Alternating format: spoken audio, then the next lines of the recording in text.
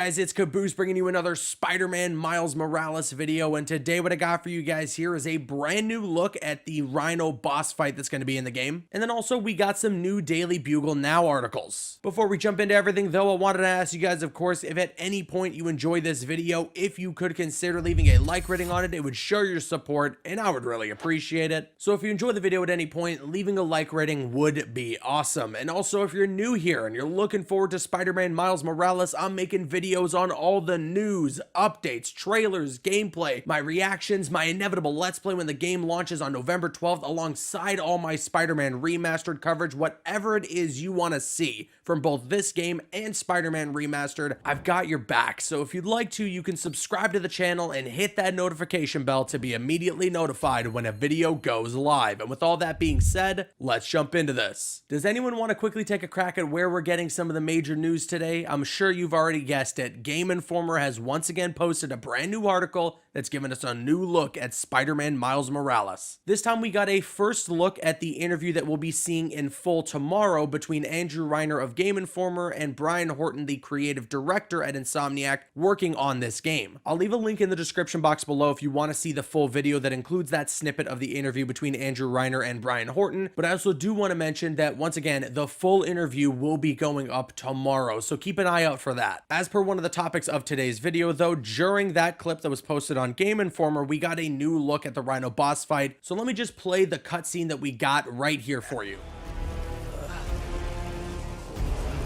This Spider-Man is broken. I would like to exchange for new one. This one will do. Miles, get out of here! Bro. Back? The hell?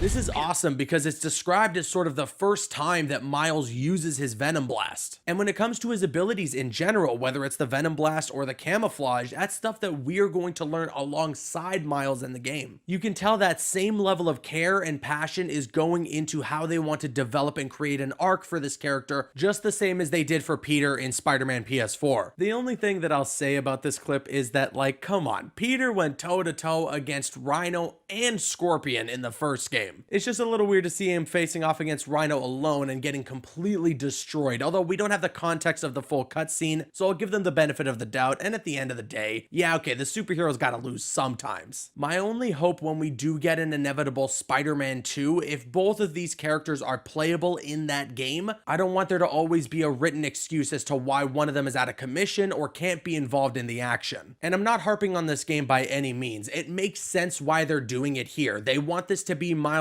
coming of age story. They want this to be the moment that he becomes his own Spider-Man. He doesn't need to rely on Peter. He can't rely on Peter. He's just got to face off against the Rhino. Moving on now, let's talk about the latest Daily Bugle Now article that was put up from Insomniac Games' social media. The caption over on Twitter before you read the article from Insomniac Games says this: "Here's hoping the winter isn't bitter in Marvel's New York. Read about the city's plans in Daily Bugle Now." The article reads as follows: "Politics, this season of optimism. Following the shocking revelation that Mayor Osborn's company Oscorp lost control of Devil's Breath, which ravaged the city last year, various districts are hoping for a positive reset as New York City prepares for a special winter election. Residents of one of those districts, East Harlem, have voiced frustrations for months over rolling power outages that so far have no permanent solutions." This of course has a lot to do with Roxxon and some of the shady things that they're doing behind the scenes, which is clearly causing some issues for the residents of East Harlem within the game. Where the article continues on by saying many have also expressed concern for the closing of beloved local shops as mega corporation Roxxon moves in. However, they're beginning to see hope in a candidate who understands their worries. Rio Morales, local science teacher and wife of Devil's Breath crisis hero Jefferson Davis. And then moving over to the final page, it mentions that Morales, who opposes Roxxon's secretive new energy new form and its testing site in East Harlem, has already begun to connect with residents through her childhood ties to the neighborhood and shared interest for its future. But she's got strong competition in her opponent, who happens to be a Roxxon advocate. He's also gaining neighborhood trust and support by promising a strong partnership with the company to ensure East Harlem has a bright future. This is certainly an intriguing subplot for the game, and I wonder who it is that's running against Rio Morales. I'm not sure if that information is out there, but I wonder if they're going to have ties to Roxxon specifically, or maybe the Tinkerer. Continuing on though with these Daily Bugle Now articles, there's another one that I wanted to read that comes from this PlayStation website that has a collection of Daily Bugle Now articles as well as new screenshots that I do want to showcase. This article here comes from a couple of days ago, and it's about Oscorp, and it potentially sets some things up for the next big Spider-Man game. So the headline reads, "Oh no, Oscorp tumbles. Corporation of disgraced Mayor Norman Osborn tanks." After the explosive reveal of his involvement with the Devil's Breath crisis, Mayor Norman Osborn retreated to his million-dollar penthouse fortress. With Osborn disgraced and MIA and his legacy tarnished, his business empire, Oscorp, is now in a fiscal freefall. His board of directors is struggling to restore public perception of the corporation, and many business partners are pulling out of their contracts. So in other words,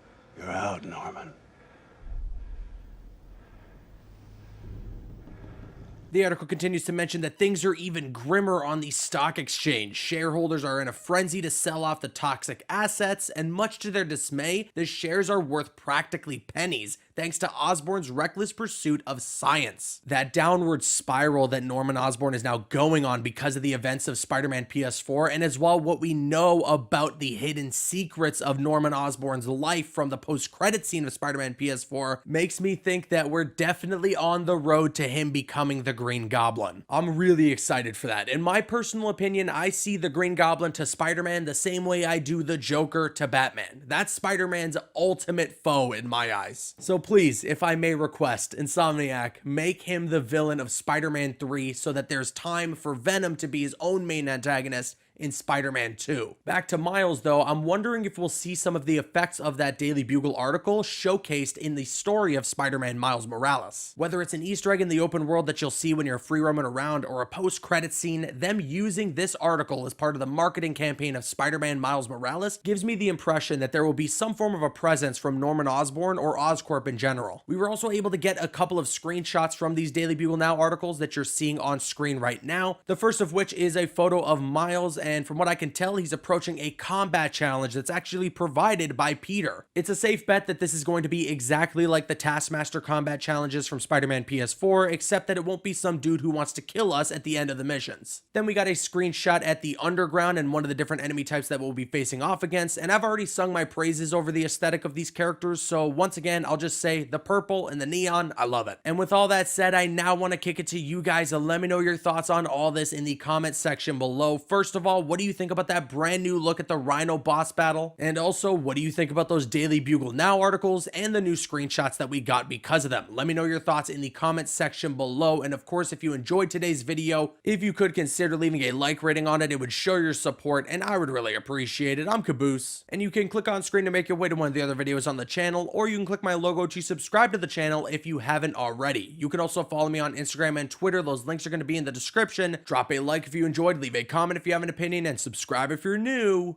See you guys later.